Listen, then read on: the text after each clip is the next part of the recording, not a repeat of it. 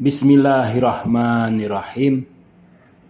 Nahmadullaha wa nasta'inuh biquwwatihi allati aqama biha malakutul ardi was sama' wa bikalimatihi allati ansa'a biha nas'atil akhirah wal ula ala tahdzibil quwa al qabilah li istikmali wa islahil ukul al munfa'ilah anil ma'ani wal ahwal lil ittisal bil aqlil fa'al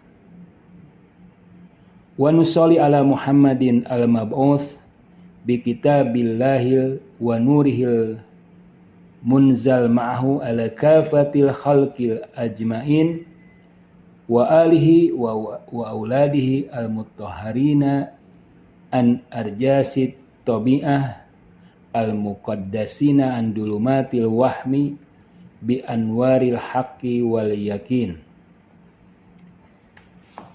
Bismillahirrahmanirrahim. Saudara-saudaraku yang berbahagia, Muhammad Wahidi dalam kitab Faqwa no Fokehoye dari Islam, atau yang diterjemahkan dalam bahasa Inggris Furities and Infurities in Islam, merilis sejumlah hal-hal yang akan mensucikan manusia. Yang pertama adalah zat Allah yang maha menyucikan. Allah Subhanahu wa ta'ala berfirman, ma yuridullahu liyaj'ala 'alaikum min harajin walakin yuridu liyutahhirakum wa liyutimma ni'matahu 'alaikum la'allakum tashkurun. Yang artinya, Allah tidak ingin menyulitkan kalian. Dengan segala perintah, aturan, dan syariat itu, Allah bukan ingin membuat kalian susah. Tetapi kata Allah, liyaj'ala walakin yuridu liyutahhirakum. Tapi Allah ingin membersihkan kalian, wa liyutimma ni'matahu 'alaikum la'allakum tashkurun, dan menyempurnakan nikmat-nikmatnya bagimu agar kamu bersyukur. Yang kedua, Rasulullah Shallallahu Alaihi Wasallam. Allah Subhanahu Wa Taala menegaskan status Rasul sebagai manusia yang dapat menyucikan. Dialah yang mengutus seorang Rasul kepada kaum yang buta huruf dari kalangan mereka sendiri, yang membacakan kepada mereka ayat-ayatnya, menyucikan jiwa mereka, dan mengajarkan kepada mereka kitab dan hikmah. Meskipun sebelumnya mereka benar-benar dalam kesesatan yang nyata.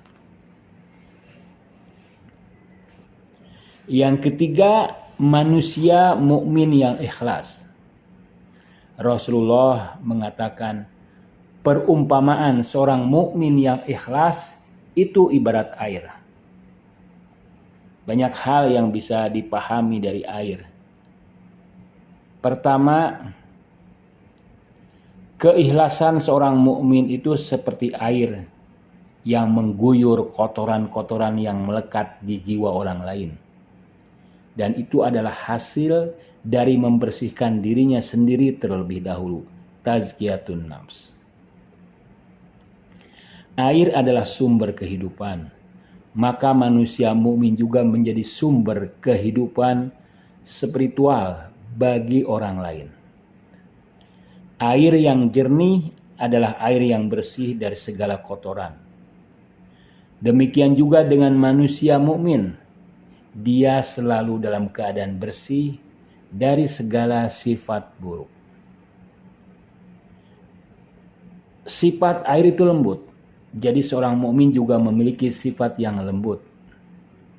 Hidupnya seperti air yang mengalir tenang melewati kelokan-kelokan setiap kesulitan hidup.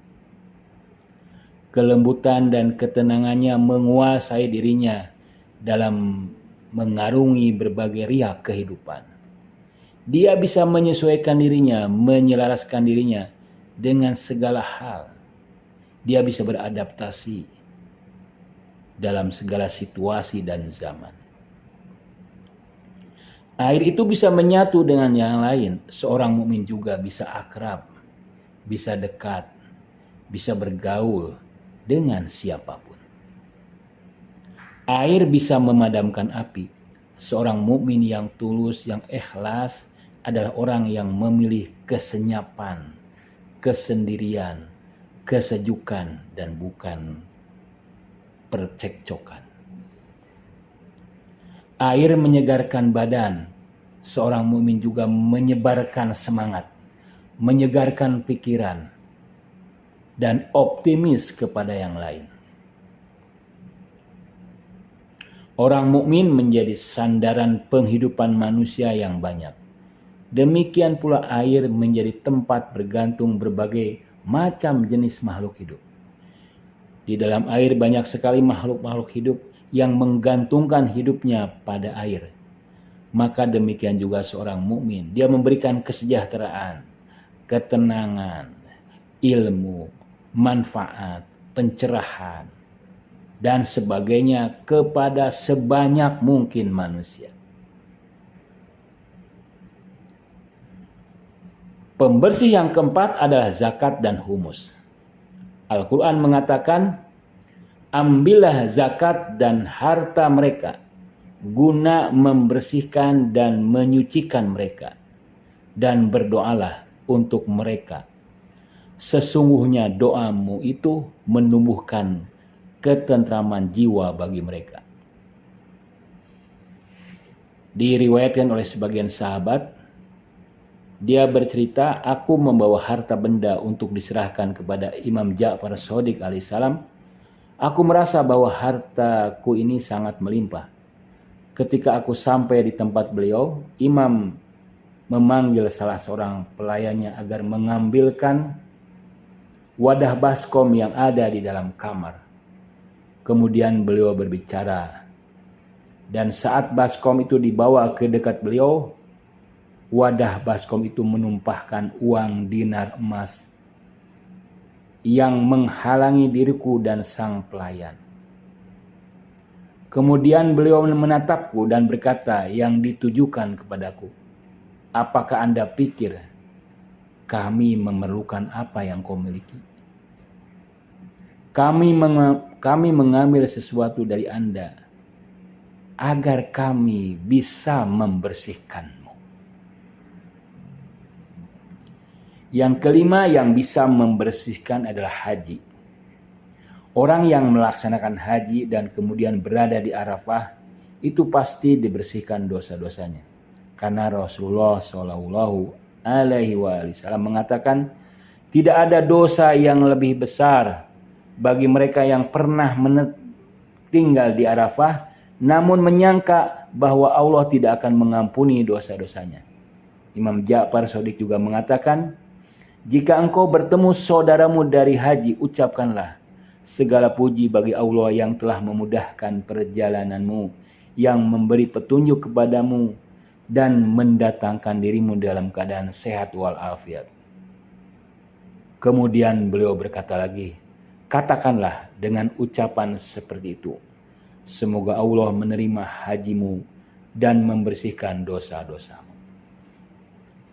Yang keenam yang bisa mensucikan, yang bisa membersihkan adalah sholawat untuk Muhammad dan keluarganya. Imam Ridho alaihissalam berkata, sesiapa yang tidak mampu membersihkan dirinya dari dosa-dosanya, perbanyaklah sholawat untuk Muhammad dan keluarganya. karena itu akan membantumu dalam membersihkan diri dari dosa-dosa. Yang ketujuh, sebagian penyakit dan kesulitan hidup. Imam Ja'far Shadiq berkata, seorang hamba yang banyak melakukan dosa dan tidak mendapatkan jalan untuk bisa membersihkannya, maka Allah akan mengujinya dengan kesulitan di dunia untuk menghapus dosa-dosanya. Jika itu tidak cukup membersihkan dosa, Allah akan menurunkan penyakit untuknya. Dan jika ini juga tidak cukup, Allah akan menempatkannya dalam kesulitan yang berat. Dan jika itu tidak cukup, Allah akan menyiksa di kuburan agar dia menemuinya dalam keadaan bersih. Dan tidak ada yang memberikan kesaksian yang memberikan dosa, yang memberatkan dosa. Yang kedelapan, pelaksanaan had Islam. Hamran bertanya kepada Imam Ja'far Shadiq alaihissalam tentang seseorang yang telah mendapatkan hukuman syariat Islam. Apakah dia tetap akan disiksa di hari kiamat? Imam menjawab, Allah lebih mulia daripada menyiksanya lagi di hari kiamat. Ada seorang yang berzina kemudian mengakui 4 kali pengakuan di depan Amirul Mukminin. Beliau berkata kepada Kunbur, jagalah dia. Lantas dengan marah beliau berkata, alangkah buruknya perilaku orang ini. Alangkah nistanya orang yang melakukan tindakan-tindakan buruk. Dan dia sendiri menistakan dirinya di depan orang-orang. Mengapa dia tidak bertaubat di rumahnya sendiri? Demi Allah, jika dia mengadukan bertaubat atas apa yang dilakukannya antara dirinya dan Allah, itu lebih baik daripada aku menegakkan hukum padanya. Kesembilan, taubat. Imam Ali alaihissalam berkata, taubat itu membersihkan hati dan menyucikan dosa. Rasulullah Shallallahu Alaihi Wasallam bersabda, orang yang bertaubat seperti orang yang tidak memiliki dosa. Wassalamualaikum warahmatullahi wabarakatuh.